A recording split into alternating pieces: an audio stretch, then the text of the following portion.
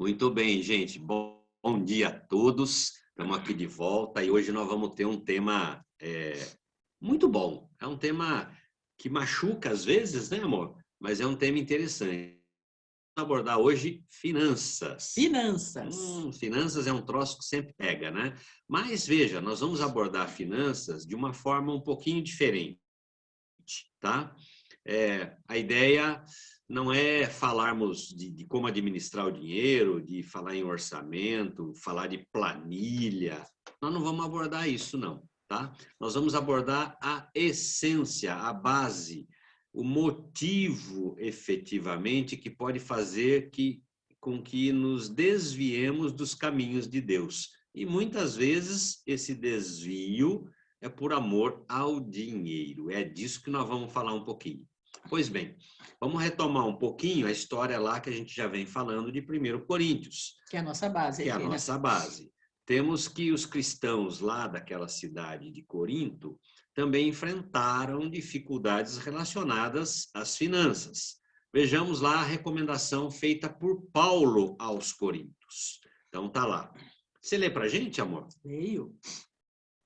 Quanto à coleta para o povo de Deus, façam como ordenei às igrejas da galáxia. No primeiro dia da semana, cada um de vocês separe uma quantia de acordo com a sua renda, reservando-a para que não seja preciso fazer coletas quando eu chegar. Então, quando eu chegar, entregarei cartas de recomendação aos homens que vocês aprovarem e os mandarei para Jerusalém com a oferta de vocês. Se me parecer conveniente ir também, eles me acompanharão. Pois é, Paulo, lá em 1 Coríntios, ele segue ordenando para que os cristãos façam uma coleta financeira, inclusive para ajudar outros irmãos de outras localidades que passavam por sérias privações, provavelmente aí em decorrência da perseguição que sofriam pelo amor aí à palavra de Deus, né? Como já vimos anteriormente, Paulo estava lutando para que os coríntios retornassem ao centro da palavra de Deus, pois enfrentavam vários desvios, grandes divisões internas sobre diversos assuntos que a gente já abordou aqui, e a questão financeira não era diferente, fazia parte também dessa divergência e desse afastamento do povo de Corinto à palavra de Deus. Quando da carta escrita lá em 2 Coríntios, Paulo constata finalmente que os cristãos daquela cidade tinham mudado e estavam retornando à palavra de Deus. E essa notícia alegra muito o coração de Paulo, conforme a gente pode ver no texto abaixo. Sil, você lê para a gente esse texto? Leio. Pois quando chegamos à Macedônia, não tivemos nenhum descanso, mas fomos atribulados de toda forma, conflitos externos, temores internos. Deus, porém, que consola os abatidos, consolou-nos com a chegada de Tito, e não apenas com a vinda dele, mas também com a consolação que vocês lhe ministraram. Ele nos falou da saudade, da tristeza e da preocupação de vocês por mim, de modo que a minha alegria se tornou ainda maior. Olha lá, com a chegada de Tito, que a gente pode ver lá em 2 Coríntios 7, dos versículos de 5 a 7, Paulo percebe que o povo havia mudado, o povo de Corinto, inclusive em relação ao dinheiro. E com base lá em 2 Coríntios 8, de 1 a 4, o que também a gente pode constatar na carta dele aos Romanos, capítulo 15, dos versos 25 a 27, um dos propósitos da terceira viagem missionária de Paulo era o de juntar fundos das igrejas gentílicas para os crentes judeus lá da Judéia, que estavam padecendo necessidade, talvez, provavelmente, em resultado da perseguição que sofriam. E, ao que tudo indica, Paulo já havia falado aos crentes de Corinto sobre esse projeto de arrecadação em uma epístola anterior. A gente pode constatar isso lá no capítulo 5, no versículo 9. Eles tinham pedido maiores informações e talvez estivessem expressado reservas a respeito dessa ajuda ou desse apoio que Paulo tinha pedido. Não queriam mexer no dinheiro. Não queria botar a mão no bolso, aquela história do escorpião, né? Do sonrisal. Não atravessa a piscina com o sonrisal intacto na mão. Graças a Deus, os cristãos de Corinto foram reconduzidos ao verdadeiro caminho pela pregação de Paulo, inclusive na questão financeira. Por quê? Porque nós sabemos que, conforme Eclesiastes, nós vamos ler agora Eclesiastes 5:10. O que acontece lá em Eclesiastes? Quem ama o dinheiro jamais terá o suficiente. Quem ama as riquezas jamais ficará satisfeito com os seus rendimentos. Isso também não faz sentido. Olha que interessante. Aliás, nós, em nossa caminhada, corremos o mesmo risco de desvio de conduta, né? Bem, assim como teve lá em Corinto. De ficar com um sorrisal na mão, de ter Sorrisal, escorpião no bolso, achar que o jantar tá caro, né? Tudo isso é vaidade. Tudo isso é vaidade. Pois essa situação é mais comum do que possamos imaginar. E tudo começa exatamente no nosso coração. É aqui dentro que começa essa situação. Quer ver? Esse relacionamento com o dinheiro. Esse relacionamento com o dinheiro. A gente vai deixando o relacionamento com Deus e vai tendo um relacionamento com o dinheiro. Vamos ver lá o que fala a palavra de Deus em Lucas 12:31-34? Busquem, pois, o reino de Deus, e essas coisas lhes serão acrescentadas. Não tenham medo, pequeno rebanho, pois foi do agrado do Pai dar-lhes o reino. Vendam o que têm e deem esmolas. Façam para vocês bolsas que não se gastem com o tempo, um tesouro nos céus que não se acabe, onde ladrão algum chega perto e nenhuma traça destrói. Pois onde estiver o seu tesouro, ali também estará o seu coração. Essa frase final é muito bonita, né? Sim. Pois onde estiver o seu tesouro, ali também estará o seu coração. Onde está o seu coração?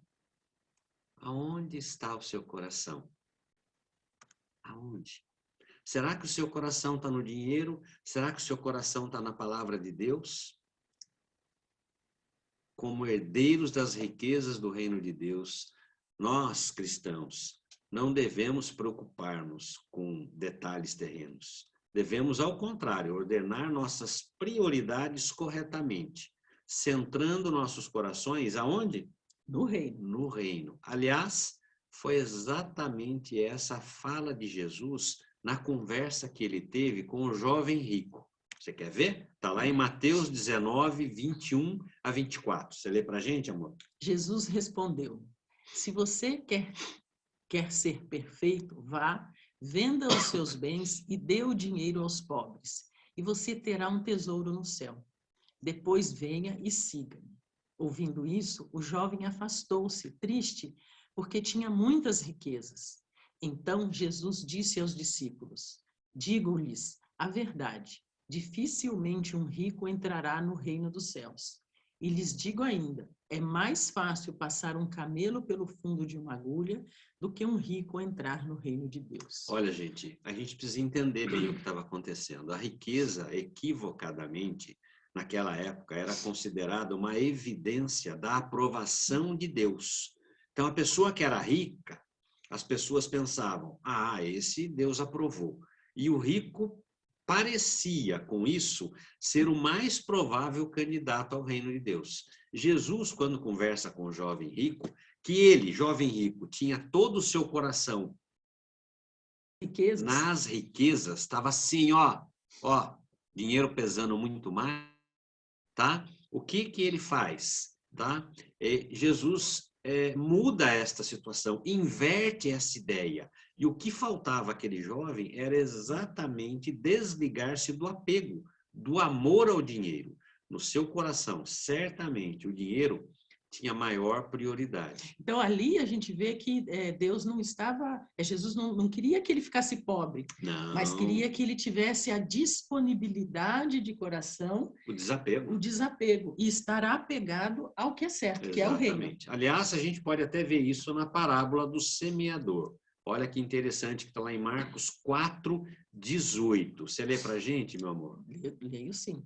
Outras ainda, como a semente lançada entre espinhos, ouvem a palavra, mas quando chegam as preocupações desta vida, o engano das riquezas e os anseios por outras coisas sufocam a palavra, tornando-a infrutífera. Olha, quando o dinheiro ocupa prioridade em nosso coração, a palavra de Deus acaba sufocada. pois não conseguimos desviar nossa atenção dos bens materiais. Nossa vida, na verdade, deve estar pautada pelas coisas espirituais e não terrenas, ou correremos o risco de cair em tentação. Vamos ver algo a esse respeito, que está lá em 1 Timóteo 6, de 9 a 10.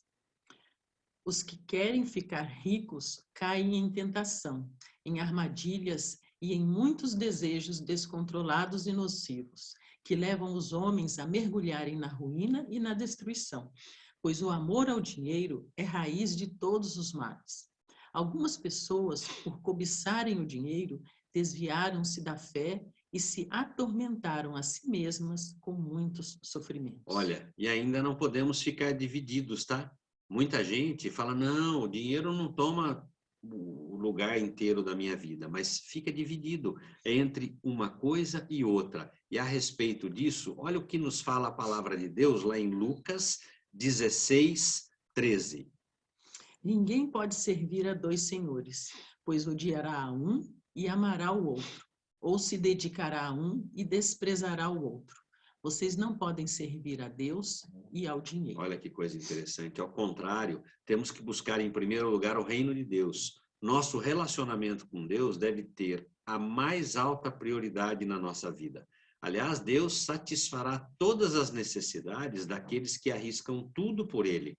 Com essa atitude, aí sim, teremos supridas as nossas necessidades. Você quer ver o que fala lá em Mateus 6,33? Busquem, pois, em primeiro lugar o reino de Deus e a sua justiça, e todas essas coisas lhe serão acrescentadas. Quais coisas? Aquilo que a gente precisa, e Deus sabe o que a gente precisa.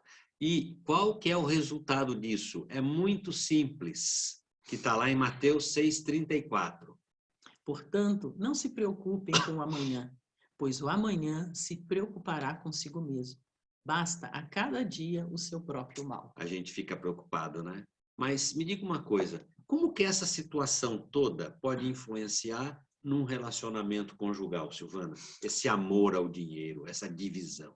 Então, você viu o que o Moacir aqui estava falando para a gente, das questões financeiras, mas dessa dualidade. Onde está o meu coração?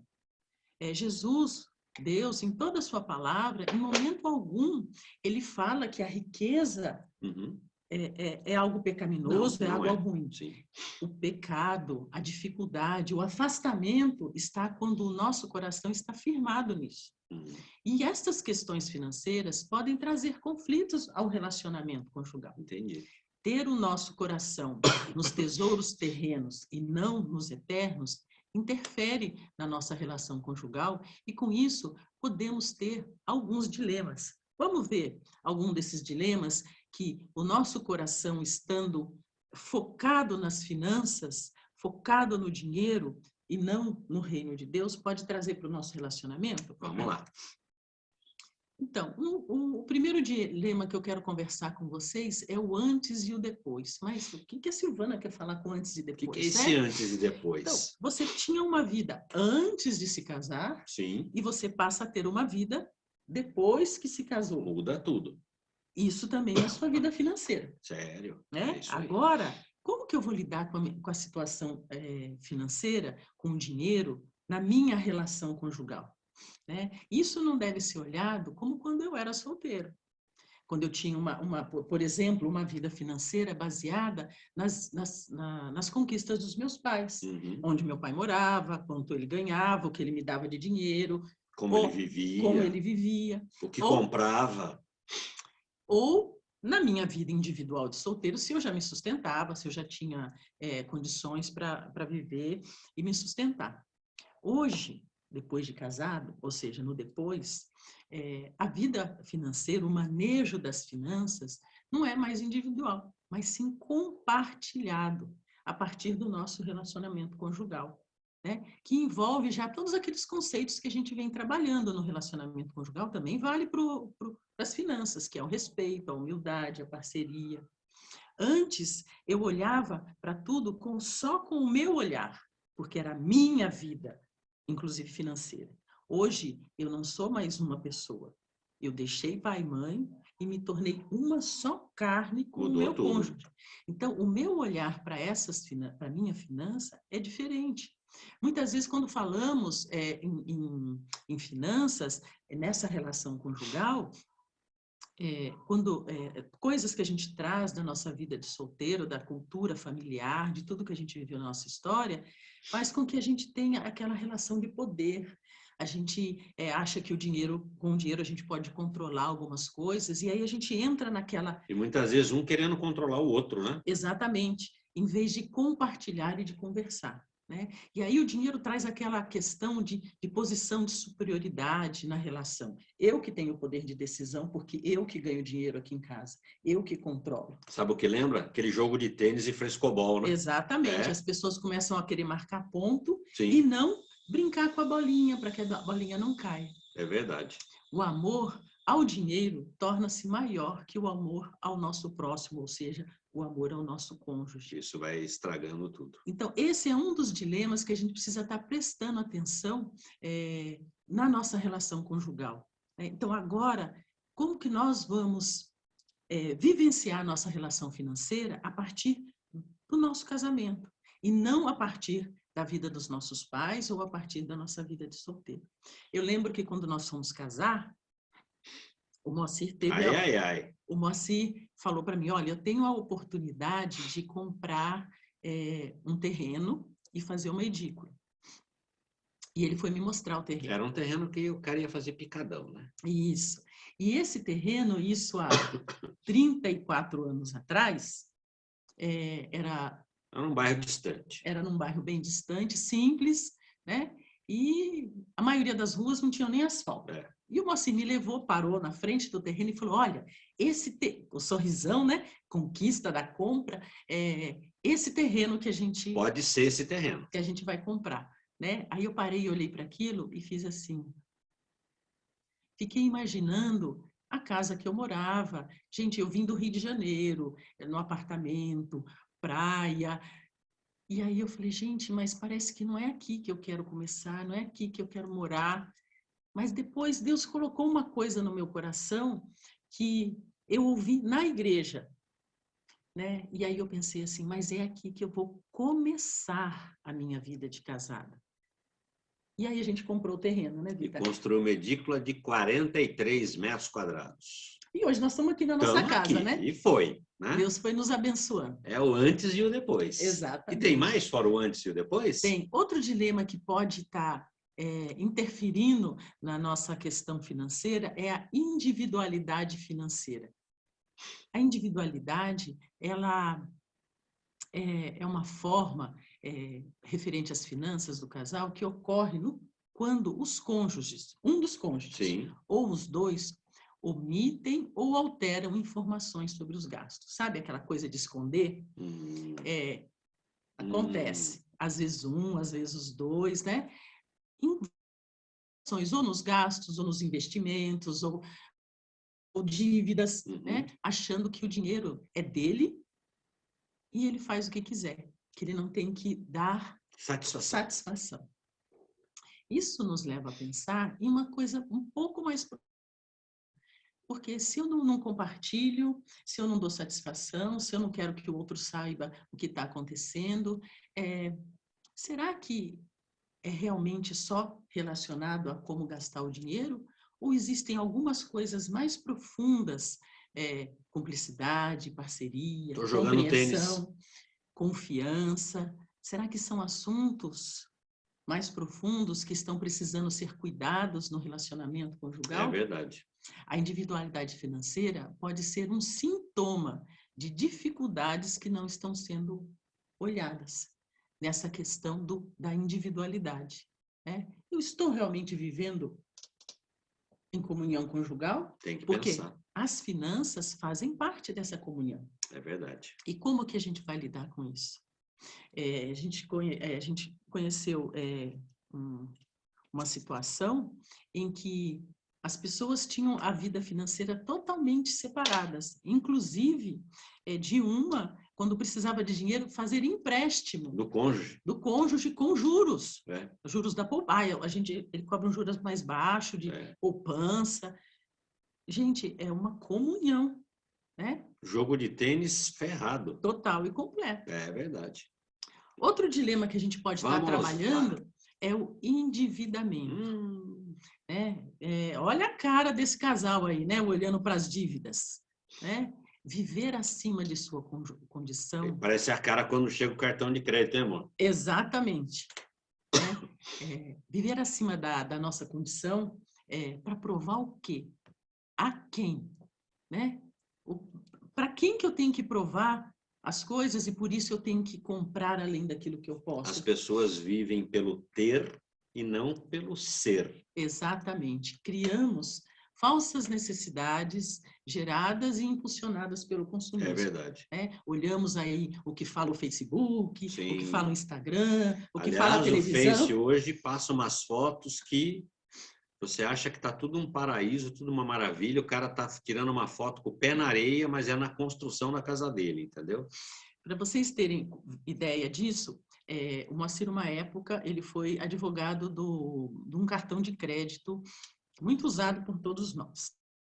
E aqui de Sorocaba, todas as pessoas que estavam com problemas de dívidas no cartão, ia para o Moacir. Né? As pessoas não sabiam disso, mas ia. E eu sempre falei para o Moacir assim, vida, por que que todo mundo consegue, e citava nomes, inclusive, por que que todo mundo consegue comprar isso, comprar aquilo, e a gente não consegue? Porque aqui a gente tem o hábito de não fazer grandes parcelamentos, né? Uhum. A gente tem esse hábito. E aí, quando o Moacir trabalhou nesse local, a gente percebeu que muitas pessoas, né, vivem de aparências. Né? Muitas pessoas vivem de aparências. E isso traz um descontrole financeiro. É verdade. A aparência material, ela se torna o centro das coisas.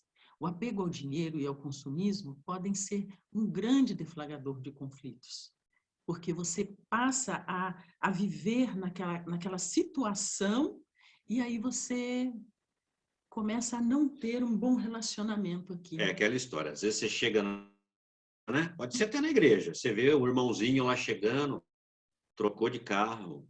Você fala, nossa, ele trocou de carro. Preciso trocar o meu também. E aí a coisa começa a ficar complicada, né? Porque você quer ser melhor que ele. Você quer ter mais do que ele. Não é por aí. Não. E essa questão do endividamento atrapalha até o relacionamento mais íntimo da gente. Gente, com aquele monte de dívida, com aquele monte de preocupação, como que a gente conversa gostosa, vai ter uma intimidade gostosa?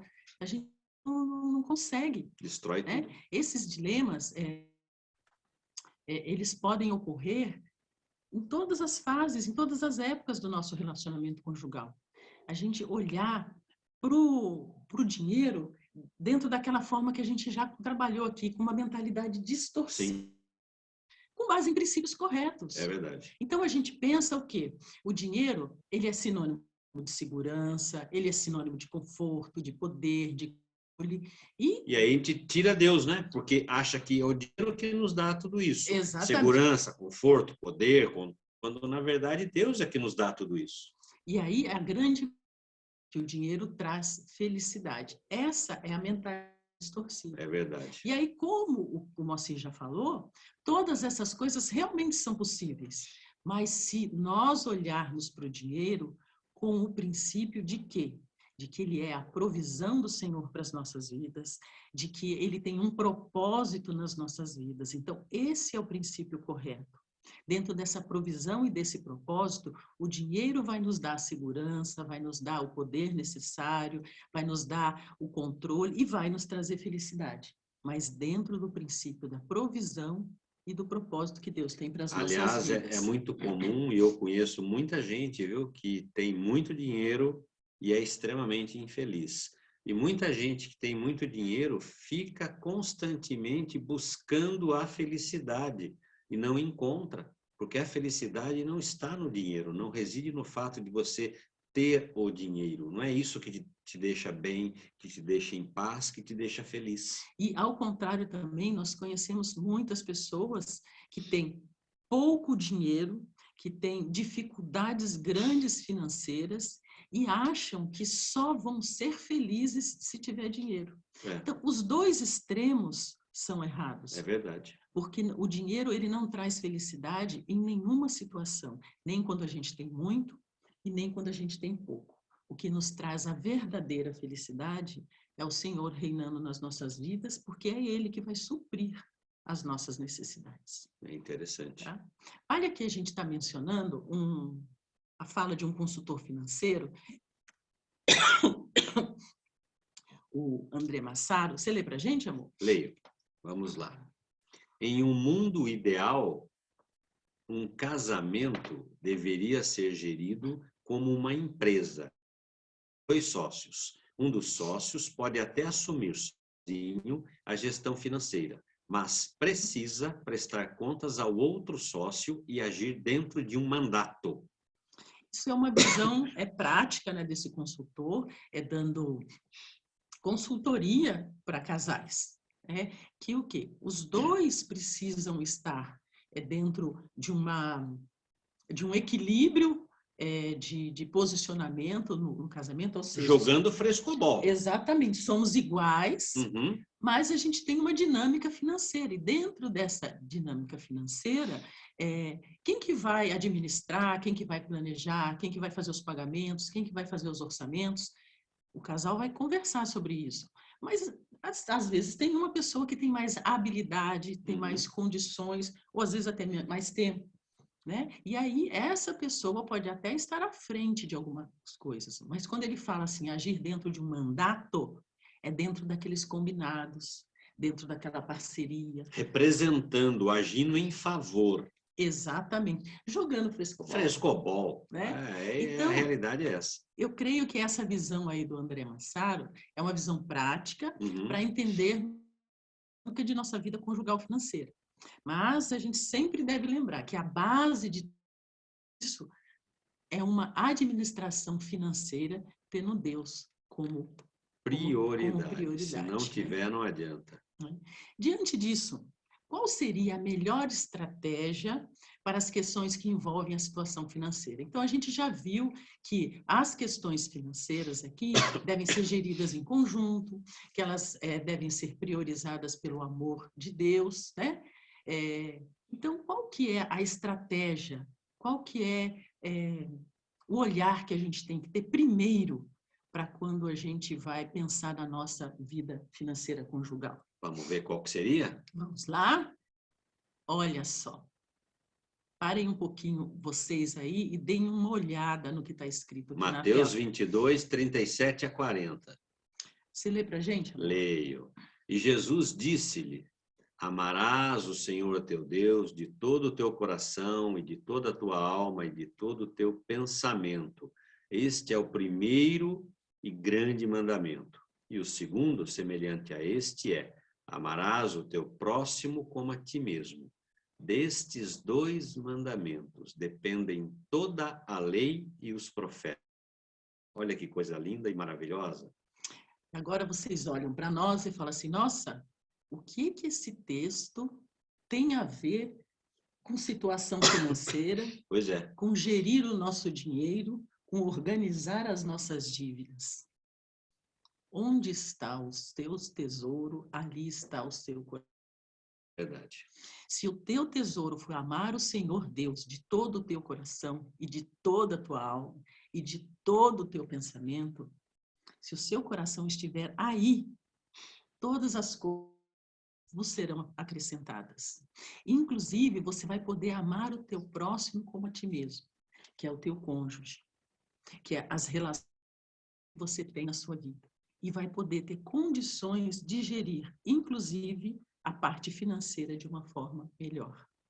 O nosso relacionamento individual com Deus e com o nosso próximo, né, que é o nosso cônjuge.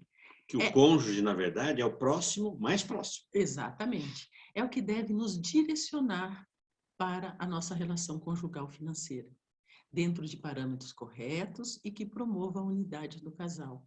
Então, esse relacionamento aqui, ó, eu e Deus, esse relacionamento, Moacir e Deus, o nosso compromisso com Deus, vai fazer com que a situação financeira seja gerida de uma forma em comunhão, uma forma em parceria, para que a gente possa olhar as coisas de uma forma diferente. E mais ainda, lembra que o Moacir leu lá em cima que todas as coisas nos seriam acrescentadas e Deus proveria o necessário, Sim.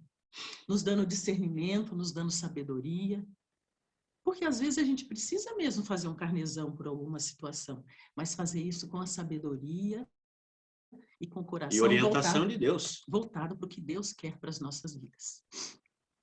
Mas aí a gente pensa, qual que é a estratégia que nós, como cônjuges, tendo esse relacionamento com Deus e amando ao próximo, né, como a nós mesmos, a Deus acima de todas as coisas, qual estratégia a gente poderia estar usando Qual seria? para que envolve essas questões financeiras na questão conjugal?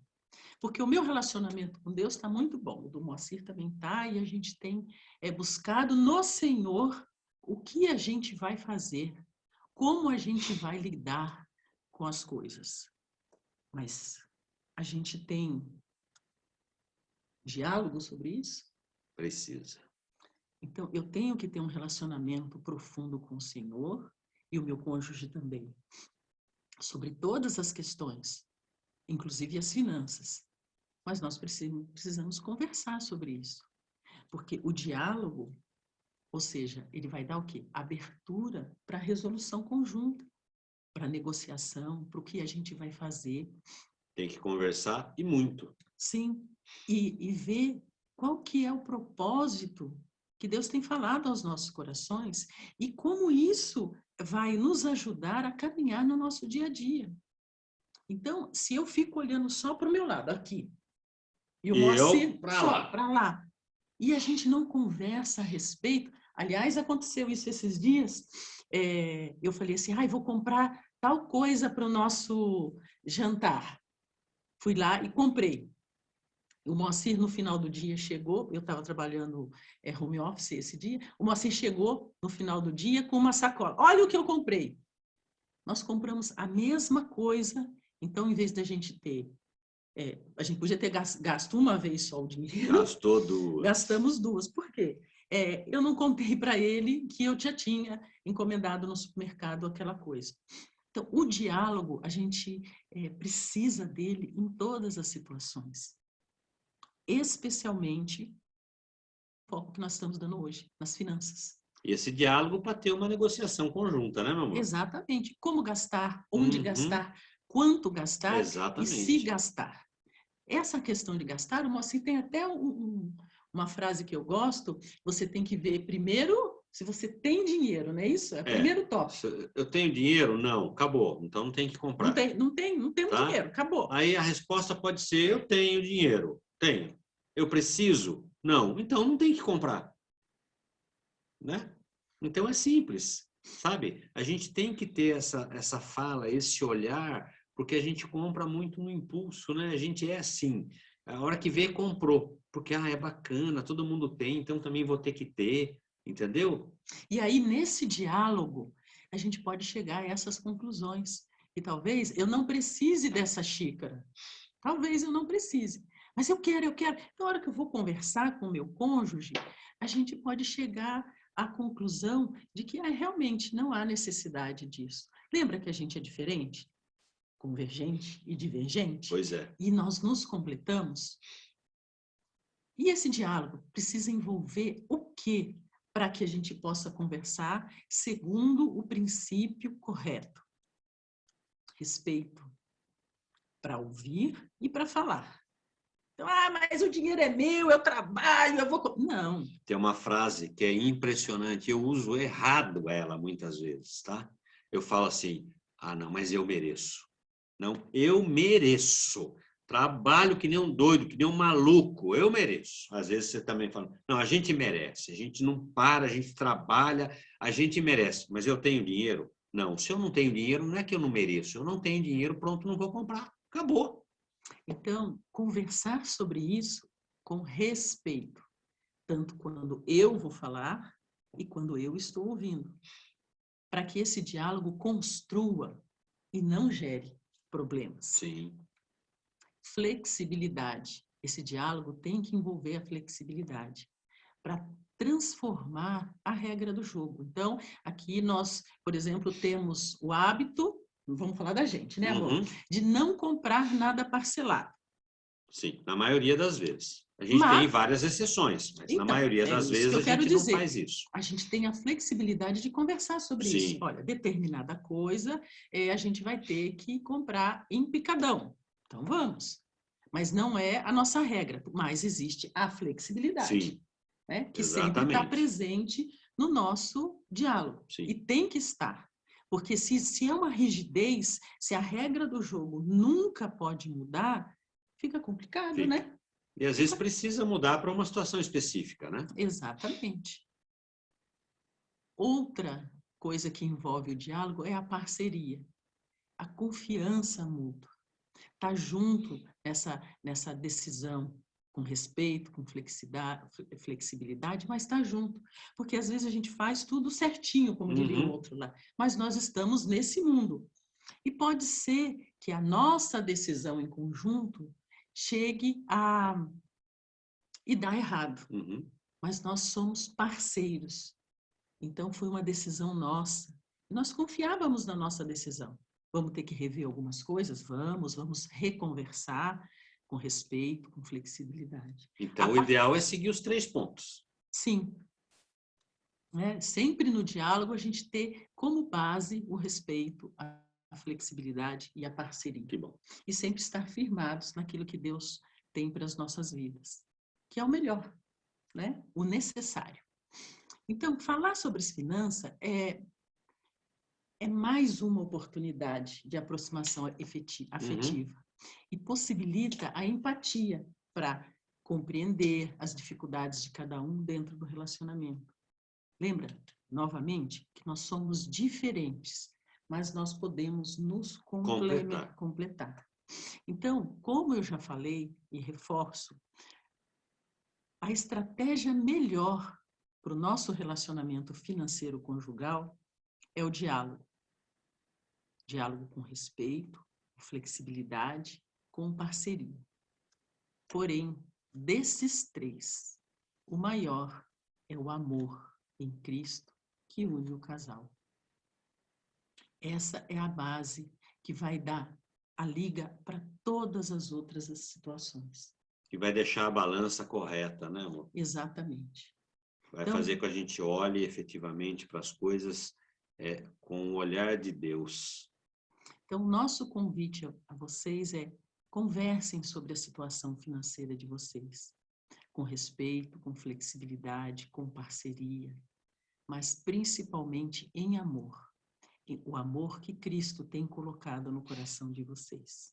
E se realmente precisar de ajuda, precisar de ajustes, caminhem em direção a isso. Os 2 juntos, um ao lado do outro.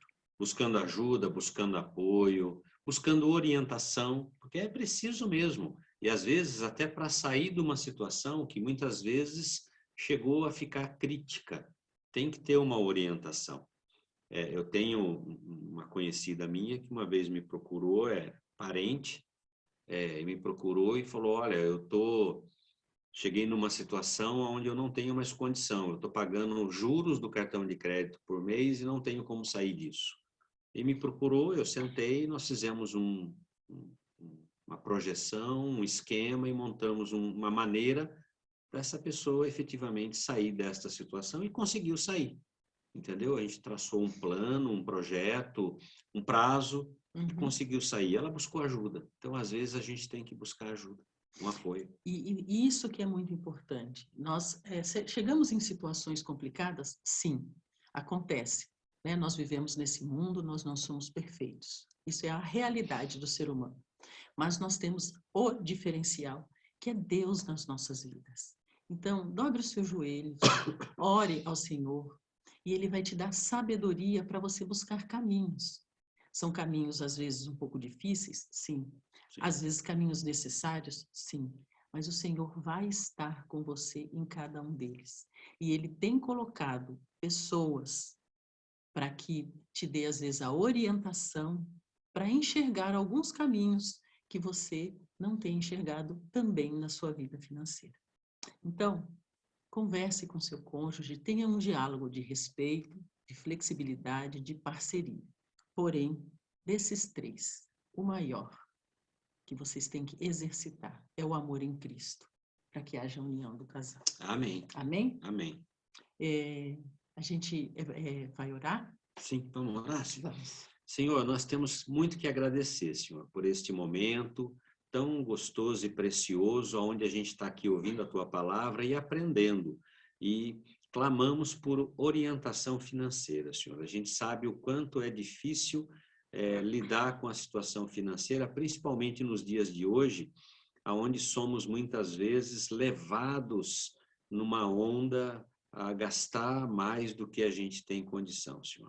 Nos dá essa orientação, nos faz ter como prioridade a Tua palavra, que seja o centro da nossa vida, Amém, Senhor. Jesus. Guarda-nos e nos abençoa, em nome e por amor de Jesus. Amém. Amém.